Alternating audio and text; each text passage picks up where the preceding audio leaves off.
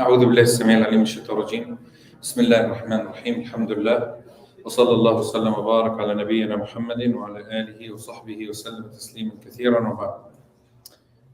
Continue inshallah the series of the stories of the Quran, and today we have another story from Surah Al-Baqarah that continues on after the story of Jalut and Talut and Jalut. And this story, even though it's related to a prophet, we already mentioned we're not going to speak about prophets, but this story is very important in the sense of da'wah and the benefit that we need, inshallah. So we'll pass through it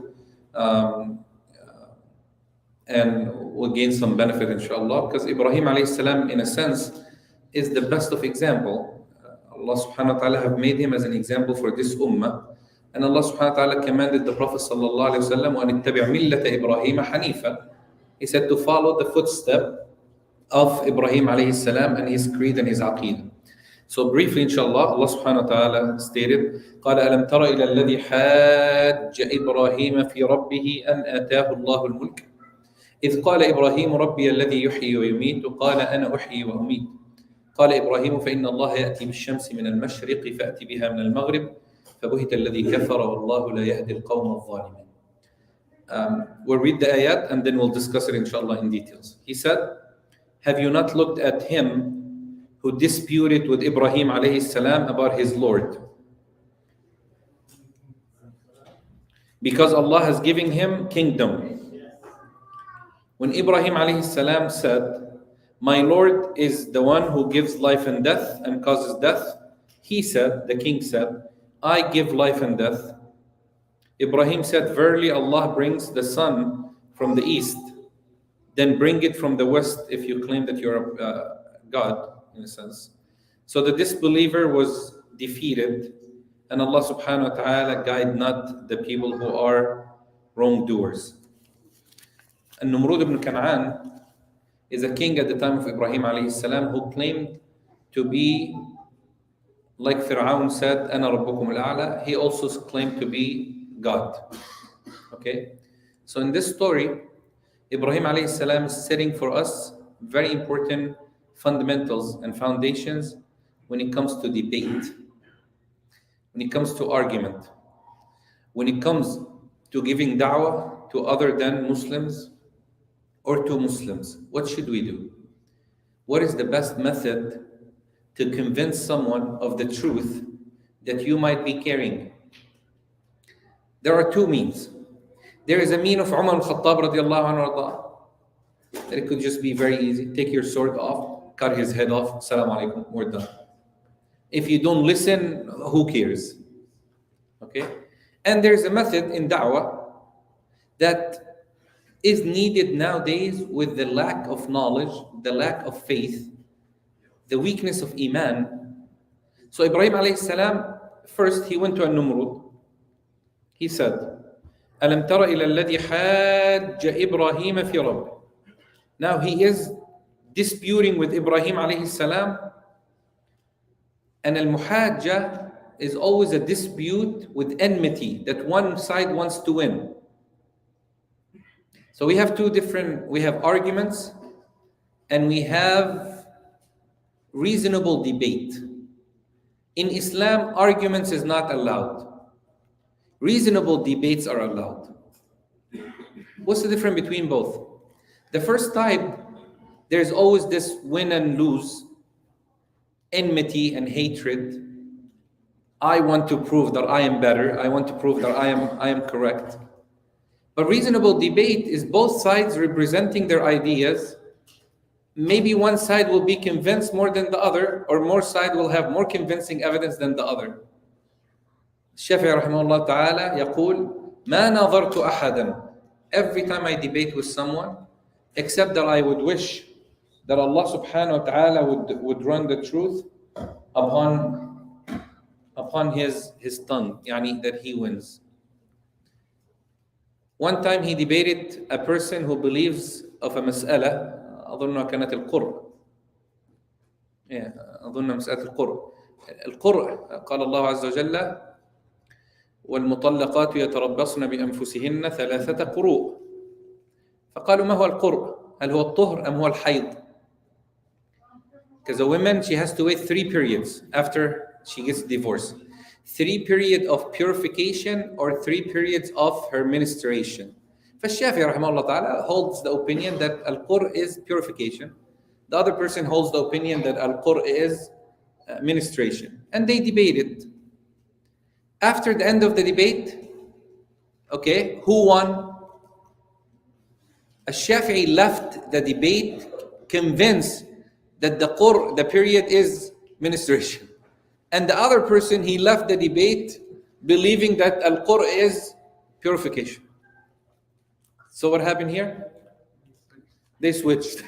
They convinced each other of their opinion and they left very happy. خلاص. لذلك قال النبي صلى الله عليه وسلم أنا كفيل بيت في ربض الجنة لمن ترك المراء وإن كان محقا. He said, I guarantee a house in Jannah, in the highest level of Jannah, when you leave off argument, even if you're right. Because sometimes when you argue with someone, okay, whether you're right or wrong, it could lead you to fall into ego, yourself. You want to prove that you're right. That's one. Two, there might not be a point. If somebody comes and argues with you and says, the sun doesn't rise every morning, what would you say? Exactly, you're right. فقال له, the best of what you need to say is to always say to someone that you are right, and then you're good. Do you understand? The guy said, yeah, you're right. Well, that's what Rasulullah is saying. When it comes to that argument and nonsense, we're fighting over things that is not going to be of a benefit, and one side is not going to be convinced more of the other side. We're just arguing back and forth. Like in the reasonable debate is when two people representing their ideas, one says, Imam Shafi'i rahimahullah ta'ala, when he went to Malik rahimahullah ta'ala, he disagreed with some masail. When he went to Muhammad bin Hassan Shaybani, the student of Abu Hanifa, he disagreed with some masail, and they sat there and they used to debate. Muhammad Hassan would be like, Wallahi, your opinion does make sense. Wallahi, we should look more into it. They didn't say, no, I'm sorry, my opinion is the best. So this is the story that leads to that. And Namrud is a king. He claims that he's Allah. He claims that people should follow him. People should be close to him. People should worship him. So he told Ibrahim, قال أن آتاه الله الملك. A big issue. When Allah bless you with a ni'mah and you use it against Allah. Allah said, this person argued with Ibrahim because Allah has given him kingdom. Allah gave him kingdom. What happened? Instead of using it to benefit others, what did he do? He turned against Allah. That's a lesson for us. How many ni'mah, how many blessings of Allah subhanahu wa ta'ala are we using to be thankful? And how many blessings of Allah that we are using to disobey Him? The eyes that Allah has given you, yeah, you young guys over here, sit up. Who blessed you with this sighting? Allah, yeah? So when you're looking at something on your phone right now, I don't know what you're looking at, it shouldn't be something that is haram. When you do look at something that is haram, what you're doing is what? You're using the blessing of Allah that He gave you to disobey Allah. So don't regret when you lose it, because that's the biggest regret. You'll lose it. قال ابن القيم من لم يشكر النعمة تزول. Allah made it so simple. Allah said, here is a blessing. You want blessing? Here, take it all. But be thankful. If you're not thankful, He'll take it from you. طيب وَلَئِن شَكَرْتُمْ لَأَزِيدَنَّكُمْ. Wallahi, subhanAllah. One of the Salaf, rahimahullah ta'ala, 80 years old, 80. His son is about 25, 30. They're walking by something, they found a little tunnel, in the farm. So he took off his thobe, how you roll up your thobe, the farmers know that, the style. And then he ran, and he jumped over. His son was like, La hawla quwwata illa billah. He went around to find a little bridge to cross. He came to him, قال والله ما أستطيع أن أفعلها. Wallah, I can't even do what you did. This jump, if I do it, I'm dead. I can't jump. You're 80 years old. قال يا بني هذه نعم حفظناها في الصغر فحفظها الله علينا في الكبر. He said, these blessings of Allah, we had protected it when we were young, and Allah protected it when we are old. That's the ni'mah of Allah subhanahu wa ta'ala. Okay, it doesn't mean when you lose a ni'mah, it's always you didn't thank Allah subhanahu wa ta'ala for it. But you could think about it this way. Do you guys get that? So number one, what? What's the first thing we learned from the ayah here? Faris. John. Abdurrahman. Muhammad.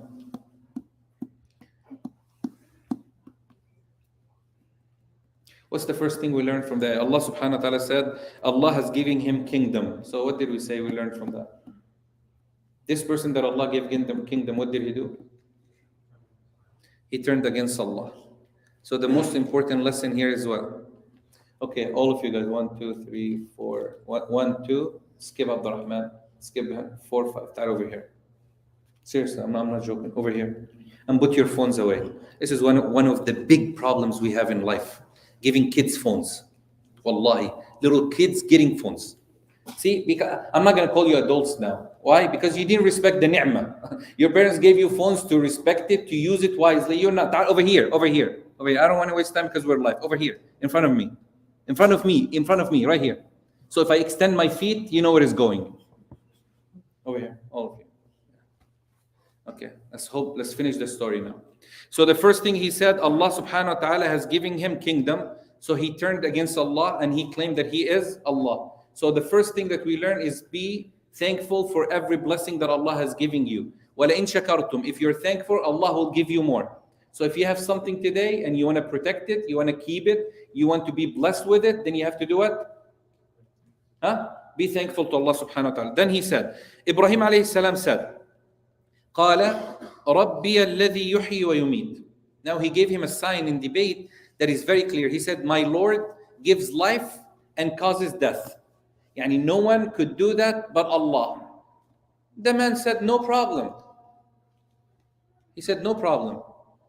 He brought 2 people. They were in prison. Okay? He said, kill that guy. And that, no, not you, child. Don't be scared. First night maybe here. It's like, okay? And he set somebody else free. So he killed one person and he gave life to that person. That's a very weak argument. Very weak. I'm telling you, God gives life from nothing and causes death. What you did is what? You didn't cause, you continue on someone's life and you took someone's soul by killing him, but you didn't cause death. Now, Ibrahim alayhi salam did not even comment on that. And that's another thing that we learn.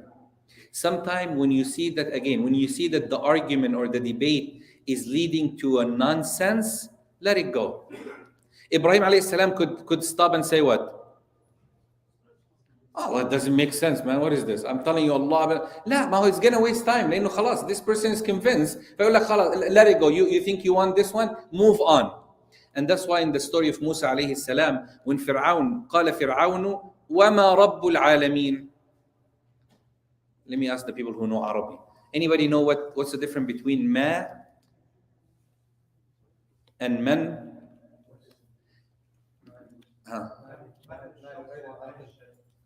العكس. ما أيوة ما وما رب العالمين. ما, you're talking to objects. When you speak of objects, you say ma in Arabic. Man, when you speak about someone. So Fir'aun is telling Musa what? قال وما رب العالمين. Musa could stop and say what? You're calling my God a thing, ma? You're disrespecting him. قال رب السماوات والأرض وما بينهما إن كنتم موقنين. He said, the Lord of the heaven and earth, if you believe. قال لمن حوله. Fir'aun is trying to distract everybody. This is the style of the rulers. He said, look at him. قال لمن حوله ألا تستمعون. He said to the people around him, he said, aren't you listening to what he's saying? He's distracting them from the evidence of Musa. قال ربكم ورب آبائكم الأولين. He said, the Lord of your fathers and your forefathers. قال إن رسولكم الذي أرسل إليكم لمجنون. He said, the prophet that is sent to you, he is crazy. قال رب المشرق والمغرب وما بينهما إن كنتم تعقلون. قال لئن اتخذت إلها غيري لأجعلنك من المسجونين. قال أولو جئتك بشيء مبين. خلاص بقى يعني he went on with Musa. He keeps responding back and forth to Fir'aun. But then when Fir'aun said, I'm sending you to prison, Musa said, okay, wait, shouldn't I give you a sign? Because the ruler, when he does, خاف من إذا وعد نفذ. يعني if he promised something, he's going to do it. فإبراهيم عليه السلام didn't even comment on it. So he said, قال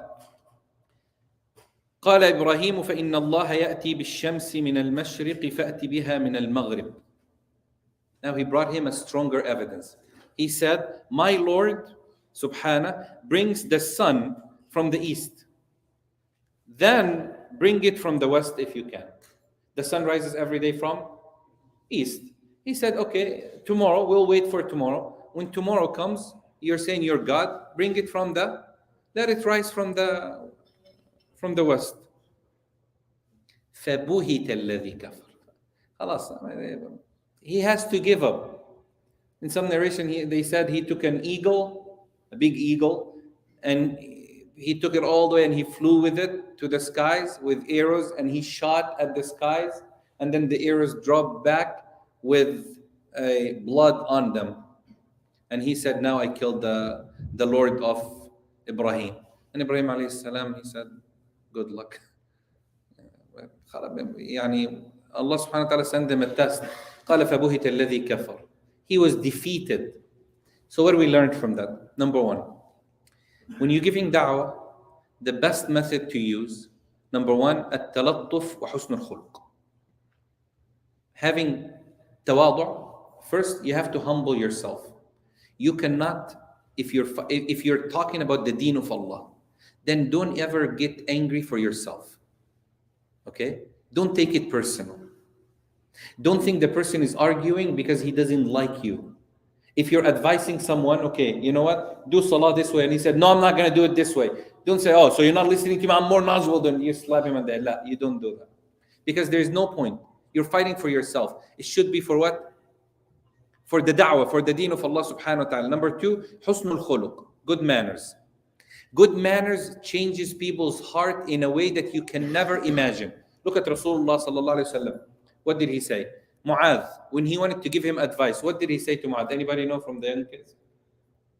When he wanted to teach him something after salah, it's very easy to say, Ya Mu'adh, do this. Say, Allahumma inni ala dhikrika wa shukrika husna ibadatik. And he would listen. But Rasulullah didn't say that. He said, Ya Mu'adh, oh Mu'adh, inni uhibbuk. He said, I love you. So remember to say so and so after salah. How do you think Mu'adh took it when he heard that? Just hearing Rasulullah saying, I love you, that opened up his heart to whatever Rasulullah. Khalas, if Rasulullah told him to jump off a building, he would do it. Khalas, he's open to it. Umar radiallahu anhu, Rasulullah wanted to stop him from kissing the black stone. Why? He said, Ya Umar, innaka rajulun qawi. He said, you are a strong man. Khalas, that, mashallah. He gives him the part that makes him feel good. فَلَا تُزَحِمَنَّ عَلَى الْحَجْرِ. Do not, push people to get to the black stone. Umar said, okay, no problem. But first he made him feel good. Okay? Husnul khuluq. The man who came to the masjid of the Prophet sallallahu alaihi wasallam and he took a corner and he urinated. What do you think if in our masjid, who should I pick on? La, none of the boards. I'll be fired. خلي الأخ خيطر يلا هو is an old board member. He's okay with that. يعني the nicest person, if we see someone coming into a masjid standing over there taking his pants off, urinating, seriously, what do you guys think? What do you think any of the members, not the member, hatta not a member of the masjid, anybody who will see this person, what are they going to do? They'll beat him up. Exactly what the Sahaba did. They all took their swords out. The man looked at them. He saw the swords. And Rasulullah said, La tuzmilu. Don't harm him. Let him finish. Why? Listen, there's a benefit. If you guys run after him, what is he going to do? Woo! All over the place. Now he got one area to be wet. You just clean it off with the story's over. Then you teach him. But if you start running after him, he's going to run out of fear. And he's going to run the way he is. He's not going to take his pants off first and then, relax and stuff. Don't let him. When this man finished the salah, Rasulullah told him, he said, why did you do that? What his response was, what? Do you know? He said, Wallahi ya Muhammad, I thought that this place right here and the desert are the same thing. Like, I didn't know it's a different, because Rasulullah's masjid was very simple. When he started Salah, Rasulullah taught him, you cannot do that at the masjid. This is a place of worship. He's like, okay, no problem. When they started Salah, they said, Sami Allahu liman hamida. He raised his hand up and he said, oh Allah, forgive me and Muhammad and no one else. And Rasulullah, after the Salah, he called him again. He said, come here. You limited the mercy of Allah for only me and you. He's like, Ya Allah, don't forgive these guys. they wanted to kill me. What did Rasulullah do to him? He softened his heart. He taught him the proper way. And then what? And he got him closer. Because if he left, he wouldn't come back. Husnul khuluq changes. Number 3, al-hilm was-sabr. You must have patience. Can you imagine someone in a debate smiling? Very hard. Ibn Qudama was like that. Somebody was debating him on a fiqh mas'ala, and somebody was like very angry at him that they spit in his face. When the guys, of course, if somebody spit in your face, the only response is going to be what? You come back with a, mashallah, and you swing a slab, you made you turn his cheek red. But he said what?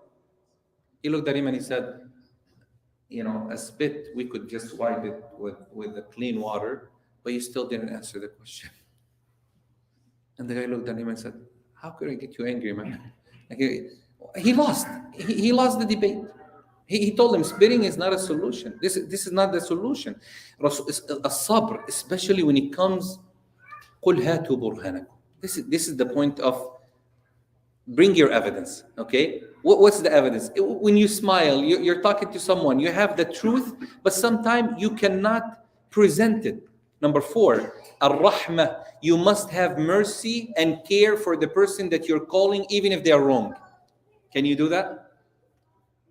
Have mercy. If somebody's doing something wrong, you must in your heart feel that this person is falling into something wrong, where therefore he might be in hellfire. So I'm trying to save him. So I'm having mercy toward him. It should be that way. Not that I am better than him. It doesn't change. And when the person sees that your style changes, that he feels that you are caring about him, he will accept the truth that you have. So carrying the truth doesn't always mean that is not the truth. No, the representative of the truth might not be doing the right way. You know the famous story that I always mention, a guy named Abdullah. You guys remember that story on the tree? No? Okay, I'll just say it for the sake of... It's a metaphoric story. They say there's a guy named Abdullah, okay? He was walking to the masjid. He saw somebody on a palm tree. So he stood down, Salatul Dhuhr. He was going Salah. So he looked up at this guy on the palm tree, and he shouted out at him, okay? So he said, any word, let's just, I don't want to use a bad word, but a good word. He said, بطيخ. المهم, he shouted at him, قال انزل, get down, you didn't hear the adhan. اتق الله, you're going to find, انت حمار. Are you a donkey? You can't even hear what I'm saying. You didn't hear the adhan. You're going to miss salah. Those who miss salah are in hellfire. Allah will throw. And he's shouting. The guy on the palm tree, he looked down. He can't see him clearly. He said, okay, wait for me. I'll show you who's the himar. I'll show you who's the donkey now. Okay? He's running, coming down. And the guy, mashallah, he ran to the masjid. Salatul Asr came. Same guy, same person on the tree. He's walking by. He heard the adhan. So he looked up at him. I said, okay, if I talk to him the same way. So he said, let me change my style. Let me try. He said, brother, may Allah subhanahu wa ta'ala open up your heart and your rizq. I know you're working hard for your family and your rizq and your provision. And maybe you missed the adhan of Salatul Asr. And Asr is going to be short, and let's catch it. If you could make it quickly because they're going to pray, it's good. He said, okay, wait for me. And he came down. Now they're walking to the masjid. He's telling him, Jazakallah khair for advice. You're Wallah, I didn't hear the adhan. You reminded me, there was a guy at Dhuhr time. Uqsim billah, if I ever see him again, Wallahi al-azim, I'm gonna beat the crap out of him, what happened here is what? He changed the method. He tried something different.